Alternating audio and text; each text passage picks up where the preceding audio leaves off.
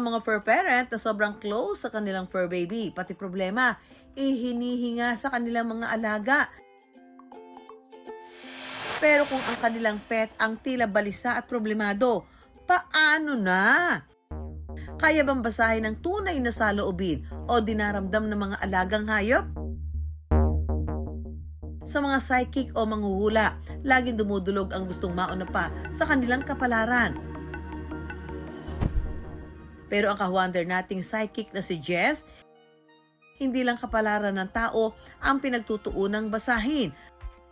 Ang mga saloobin at dinadala raw ng mga hayop ang pinagtutuunan niya ng pansin.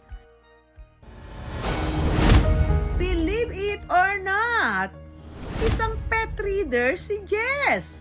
Nag-start siya siguro nung high school ako kasi mahilig ako sa mga horoscope tapos yung mga zodiac sign. Yung sa pets naman kasi, nagtanong kung nagre-read din ba ako ng pet. Never ko po na-expect na pwede palang basahan yung mga pet. Ayon sa veterinarya na si Doc Noel Manalo, may kakayahan man daw ang mga alaga nating hayop na magpasaya ng mga tao, hindi naman daw kaya ng mga itong ipahayag ang nararamdaman. Isa sa mga kliyente ni Jess ang kanyang kaibigan at kapwa fur parent na si Mariel. Problema raw ni Mariel noon na hindi magkasundo ang mga aso niyang sina Brody at Darby.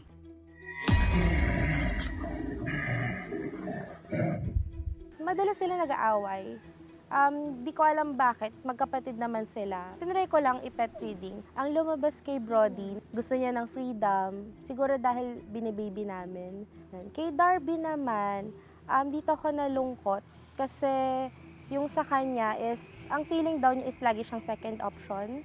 Si Brody kasi talaga yung originally. So baka dahil nga din doon, sleepy ka pa. Bilang fur parent din, gusto ko ring malaman ang saloobin ng aking alaga.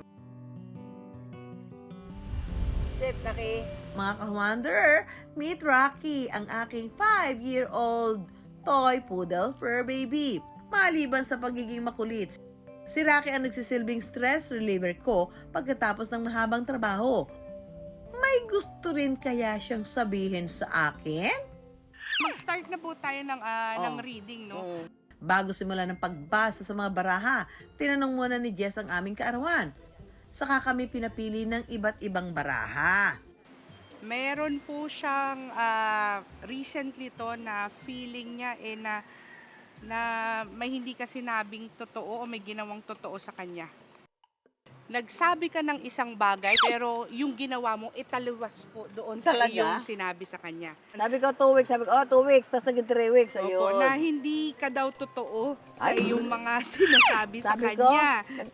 bakit kailangan magpaalam ako sa'yo? Na- Na-hurt ka ba? Di Oo, sorry. na ano. Eh, di sorry naman. Oh. Tapos gusto niya sabihin sa iyo na grateful siya sa sa pagmamahal na binibigay mo kasi sa iyo niya naramdaman yung nurturing na love. Morning. Let's go.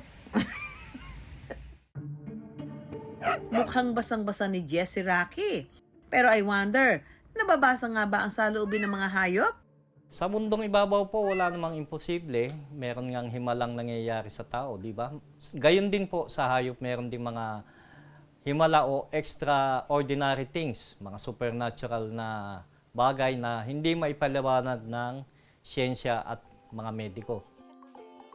Ang ating mga alagang hayop, para ring tao, may sariling isip at pakiramdam na di nga lang kayang ipahayag ng tahasan. Pero, isa lang ang sigurado, responsibilidad nating mga tao ang pag-aalaga sa mga hayop.